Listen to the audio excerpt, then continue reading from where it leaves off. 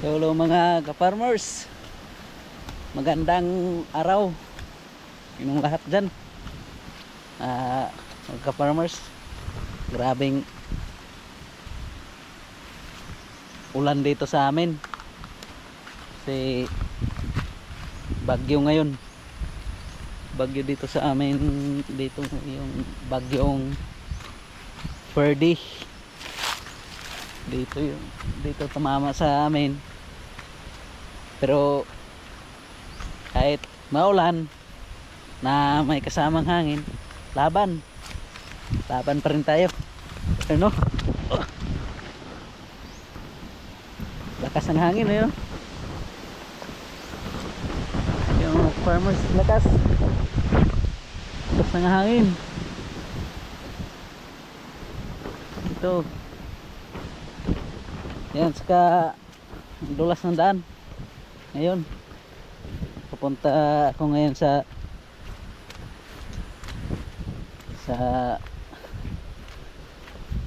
lagayan ng pakainan ng baka na alaga ko. Saka puntahan natin yung ano, ugat ng ibon. Yan, umulan na ka-farmers.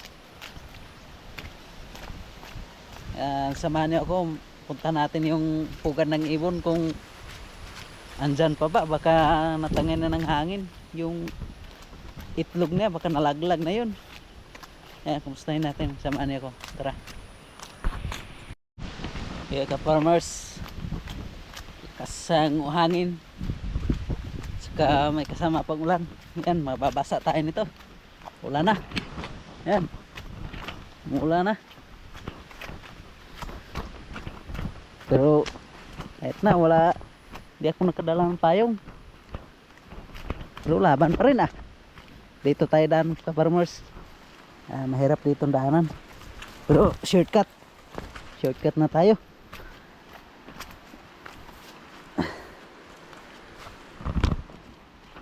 Punta tayo sa pugat ng ibon. Ay. Ingat lang tayo ka-farmers pagka malaglag tayo sa baba. Nakataas pa naman dyan.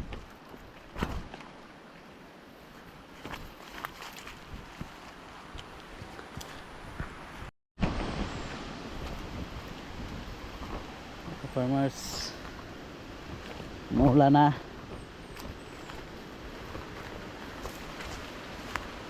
Pero pasalamat pa rin tayo kahit maulan. Bless pa rin tayo kasi binigyan tayo ng Panginoon ng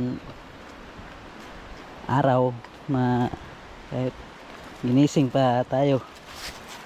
Yun ang importante. Pray lang tayo na wala tayong sakit, saka hindi tayo tamaan ng malakas na bagyo. Yan ka-farmers, punta natin. Load ako, parang nalaglag ka-farmers. Tingnan natin kung mayroon pa ba. Wawa pag nalaglag. Ay, andyan pa, lumipad. Gulat ako lumipad yung nanay niya. Ka-farmers, dito pa nga. Buti naman hindi nalaglag yung itlog niya. Dito dumapa yung ano, yun ka-farmers, yun. Buti safe naman, safe pa rin yung ano, itlog niya. Malapit na yung mapisa. Abangan niyo ka-farmers kung mapisa na yan.